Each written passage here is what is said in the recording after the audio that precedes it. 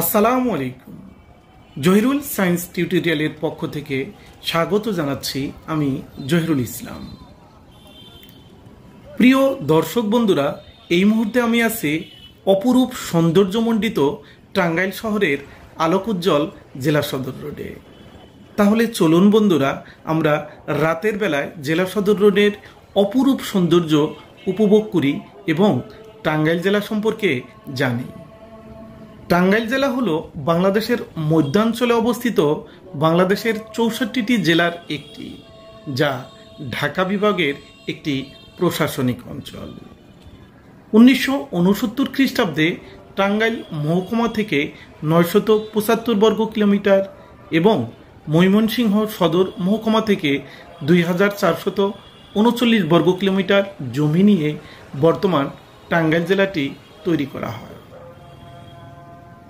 উপজেলার সংখ্যা অনুসারে টাঙ্গাইল বাংলাদেশের এ শ্রেণীভুক্ত একটি জেলা।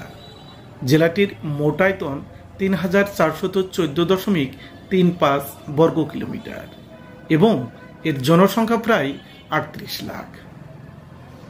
টাঙ্গাইল আয়তনের ভিত্তিতে ঢাকা বিভাগের সর্ববৃহৎ একটি জেলা ও জনসংখ্যার ভিত্তিতে দ্বিতীয় সর্ববৃহৎ জেলা। 1969 সাল অবধি টাঙ্গাইল জেলা ছিল অবিভক্ত ময়মনসিংহ জেলার একটি মহকুমা এবং 1969 খ্রিস্টাব্দে টাঙ্গাইল মহকুমাকে জেলায় উন্নীত করা হয়। এটি একটি নদীবিধৌত কৃষি প্রধান অঞ্চল। এ জেলা যমুনা নদীর তীরে অবস্থিত এবং এর মাঝ দিয়ে লৌহজং নদী প্রবাহমান। টাঙ্গাইল জেলা ঢাকা হতে প্রায় 84 কিলোমিটার দূরে অবস্থিত। এই জেলার উত্তরে জামালপুর জেলা, দক্ষিণে ঢাকা জেলা ও মানিকগঞ্জ জেলা, পূর্বে ময়মনসিংহ জেলা ও গাজীপুর জেলা এবং পশ্চিমে সিরাজগঞ্জ জেলা অবস্থিত। এই জেলার পশ্চিম পাশ দিয়ে আবহমান যমুনা নদী বয়ে চলেছে।